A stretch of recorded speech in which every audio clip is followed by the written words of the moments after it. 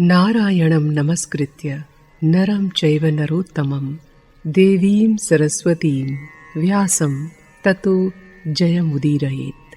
अंतर्यामी नारायण स्वरूप भगवान श्री कृष्ण, उनके नित्य सखा नर रूप अर्जुन, उनकी लीला प्रकट करने वाली भगवती सरस्वती और उसके वक्ता महर्षि वेदव्यास को नमस्कार करके आसुरी संपत्तियों पर विजय प्राप्त करके अंतःकरण को शुद्ध करने वाले महाभारत ग्रंथ का पठन और श्रवण करना चाहिए।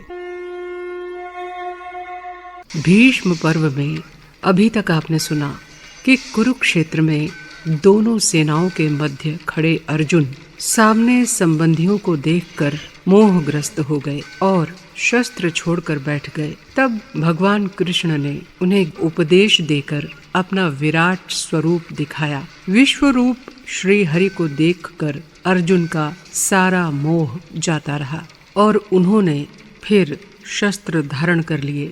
इधर धर्मराज युधिष्ठिर ने कौरव सेना में खड़े अपने पितामह भीष्म, द्रोणाचार्य, कृप तथा शल्य आदि से युद्ध की आज्ञा और आशीर्वाद प्राप्त कर लिए।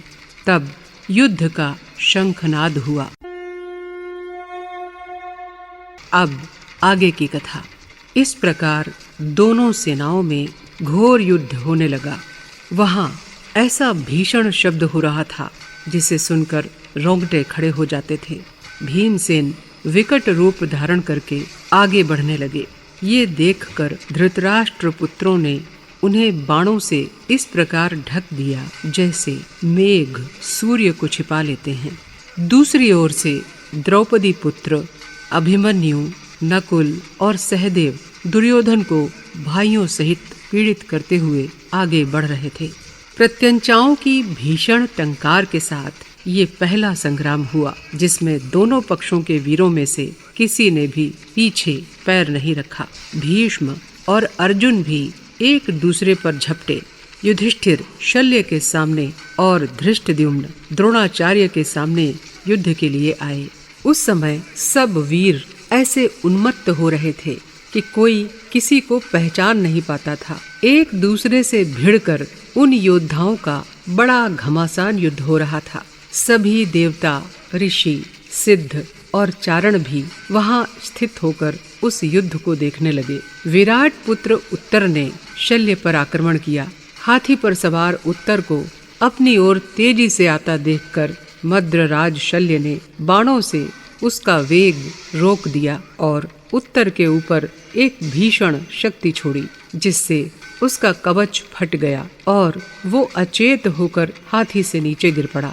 जब विराट पुत्र श्वेत ने अपने भाई को मरणासन्न समझा तो वो बाणों की वर्षा करता हुआ शल्य के रथ की ओर चला। सेनापति श्वेत को शल्य की ओर आता देखकर दुर्योधन भीष्म को आगे करके सेना सहित श्वेत के रथ के सामने आ गया और मृत्यु के मुख में पड़े हुए शल्य को मुक्त कराया। जब भीष्म ने देखा कि श्वेत बड़ी तेजी से कौरव सेना का संहार कर रहा है तो वे झटपट उसके सामने आए। दोनों ओर से बाण वर्षा होने लगी। श्वेत के बाणों से घायल भीष्म को पीछे हटते देखकर कौरव सेना में हाहाकार होने लगा। कुछ ही देर में क्रोध से तिल मिलाते हुए भीष्म श्वेत के सामने पहुँचे और उन्होंने अपने धनुष पर बाण चढ़ाकर उसे ब्रह्मास्त्र से अभिमंत्रित करके श्वेत पर छोड़ा। वो बाण श्वेत का वक्षस्थल चीरता हुआ पृथ्वी में घुस गया और वहीं श्वेत का प्राणांत हो गया। उसे पृथ्वी पर गिरते देखकर पांडव शोकग्रस्त हो गए और कौरव सेना प्रसन्नता से भर गई। कुछ समय बाद युधिष्ठिर ने धृष्टद्युम्न से कहा, देवासुर संग्राम में बृहस्पति जी ने इंद्र के लिए जिस क्रौंचारुण नामक व्यूह का उपदेश दिया था उसी की रचना हम लोग करें।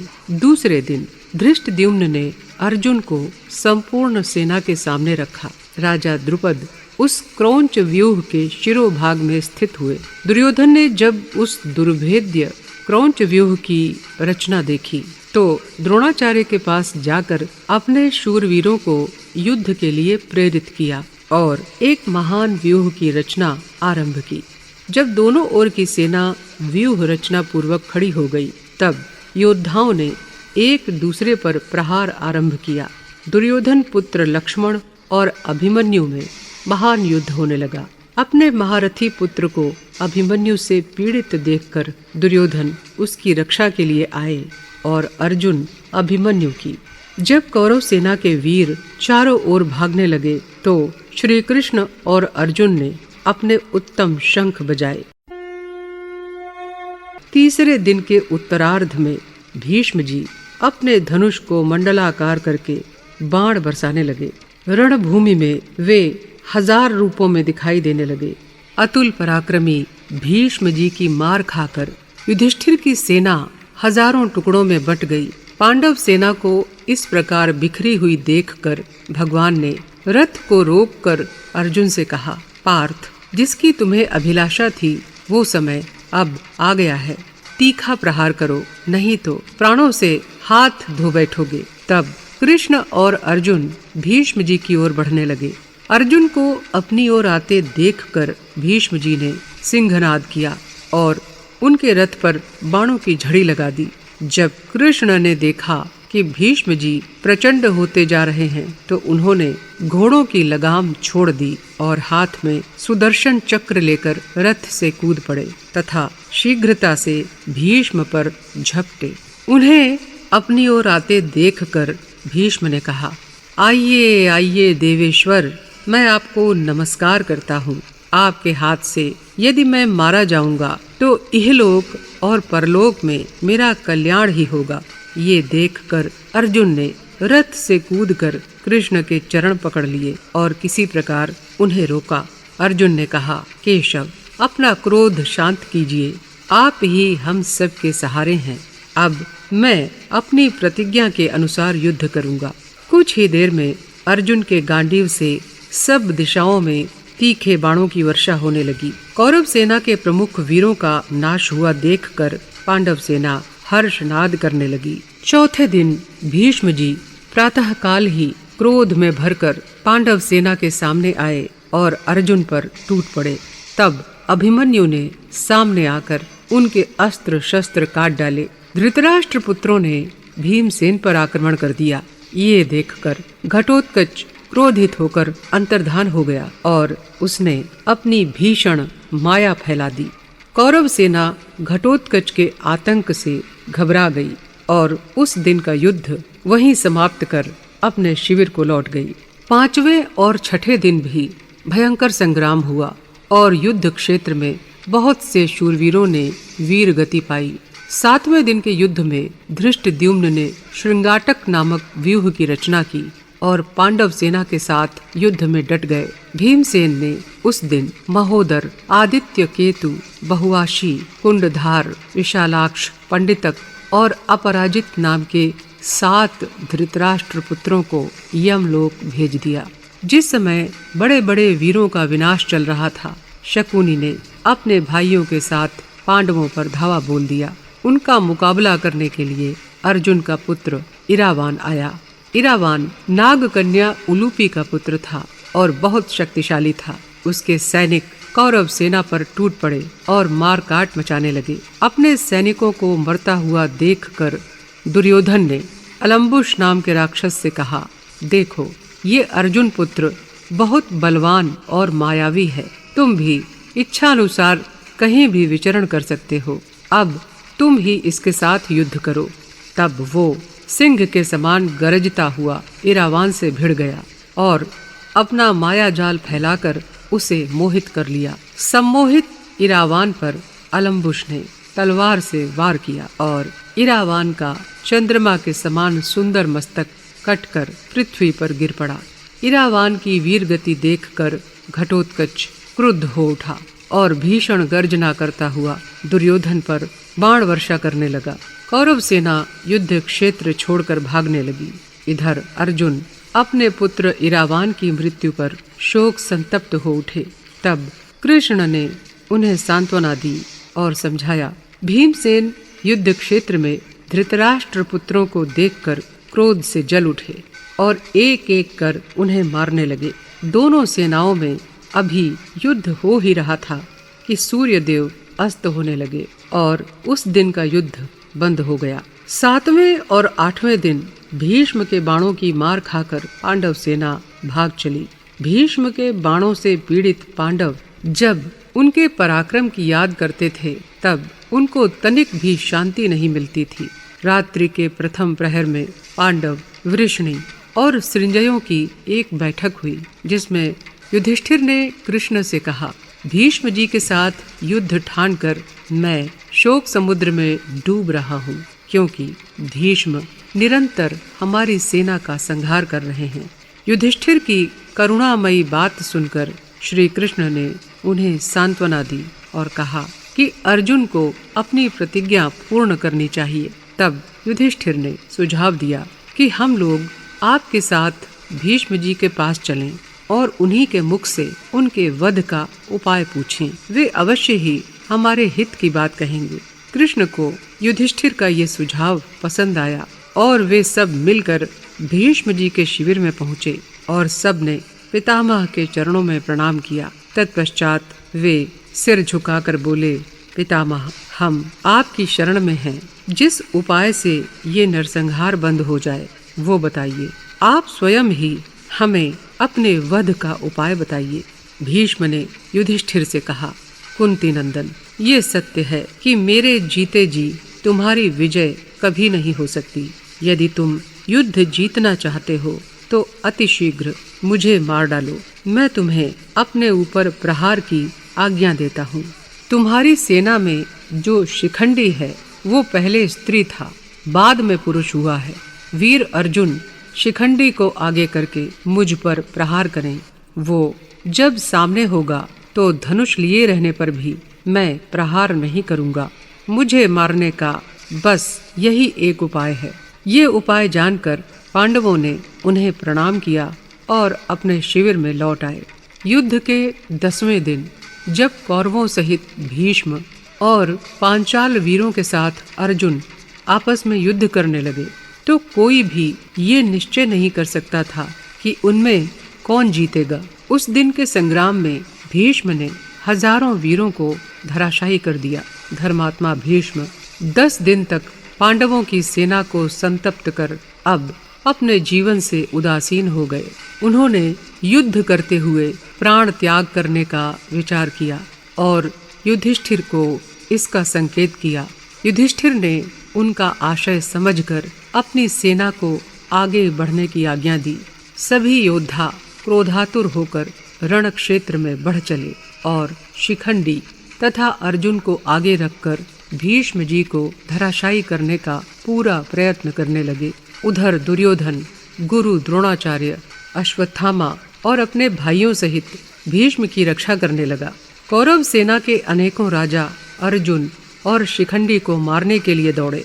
अर्जुन अपने तीखे बाणों से भीष्म को व्यथित करने लगा। ये देखकर राजा भगदत्त अपने हाथी पर सवार होकर अर्जुन के सामने आए और अपनी बाण वर्षा से उनकी गति रोक दी। तब अर्जुन ने भगदत्त के हाथी को घायल कर दिया और शिखंडी को आगे बढ़ने का आदेश दिया।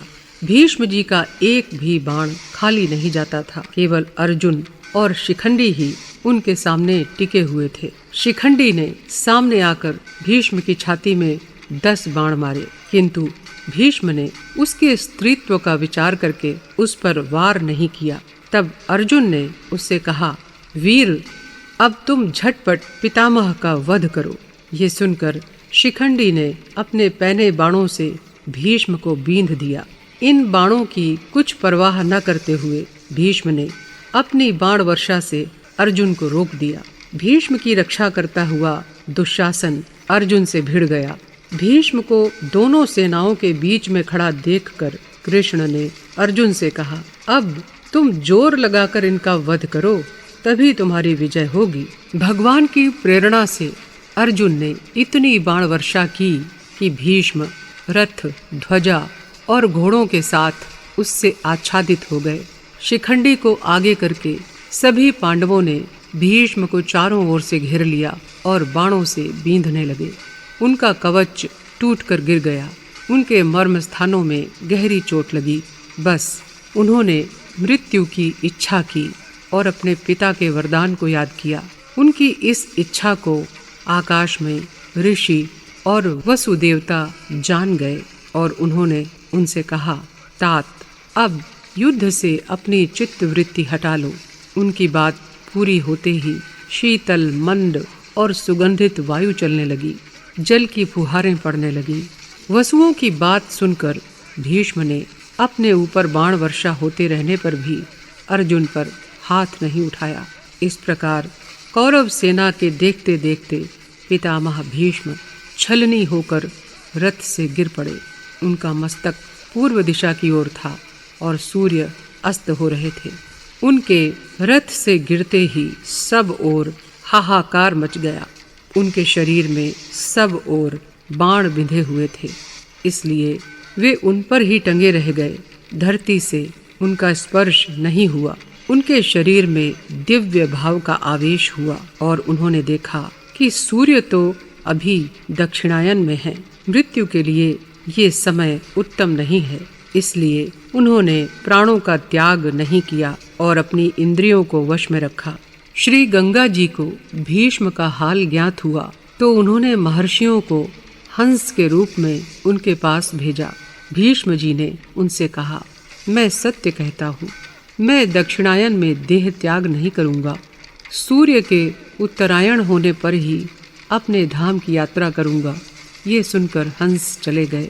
इधर कृपाचार्य और दुर्योधन भीष्म की इस दशा पर फूट फूट कर रो रहे थे।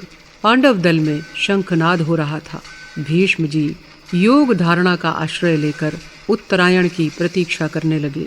दोनों ओर युद्ध रुक गया। अपने अपने कवच और अस्त्र शस्त्र उतारकर कौरव तथा पांडव पक्ष के लोग भीष्म जी के पास पहुँचे और उनके सामने हाथ जोड़कर खड़े हो गए। भीष्म ने उन सब का अभिनंदन किया और कहा कि मेरा मस्तक लटक रहा है, एक उत्तम तकिया लगा दो। अर्जुन ने उनका आशय समझकर 3 अभिमंत्रित बाण मारकर पितामह का मस्तक ऊंचा कर दिया। अगले दिन सवेरे ही सब उनके पास इकट्ठे हुए। उन्होंने जल पीने की इच्छा जताई। अर्जुन ने तुरंत ही पितामह की प्रदक्षिणा करके गांडीव पर पार्जन्य अस्त्र का संधान किया और उसे उनके बगल वाली भूमि पर मारा। देखते ही देखते पृथ्वी फोड़ती हुई अमृत जलधारा निकलने लगी। उससे अर्जुन ने पितामह को तृप्त किया। जब दोनों पक्ष के योद्धा अपने शिविरों में चले गए तो कर्ण घबराया हुआ पितामह के पास पहुंचा और गदगद कंठ से बोला, मैं राधा का पुत्र कर्ण आपकी सेवा में उपस्थित हूँ। ये सुनकर भीष्म ने आंखें खोलकर कर्ण की ओर देखा और उसे हृदय से लगाते हुए स्नेह से कहा, तुम सदा मेरे प्रतिस्पर्धी रहे हो। तुम राधा के नहीं, सूर्य और कुंती के पुत्र हो। ये बात मुझे पता है। मुझे तुमसे कोई द्वेष नहीं है। यदि पांडवों से तुम्हारा दारुण वैर ही ठना हुआ है तो मैं तुम्हें युद्ध की आज्ञा देता हूँ। तुम स्वर्ग की कामना से युद्ध करो। क्षत्रिय के लिए धर्मयुक्त युद्ध से बढ़कर कल्याण का कोई अन्य साधन नहीं है। भीष्म जी की आज्ञा लेकर कर्ण दुर्योधन के शिविर में चला गया। आज की इस कथा के साथ ही भीष्म पर्व यहीं समाप्त होता है। अगले एपिसोड में आप सुनेंगे द्रोण पर्व की कथा। तो कीजिए इंतजार। तब तक के लिए नमस्कार।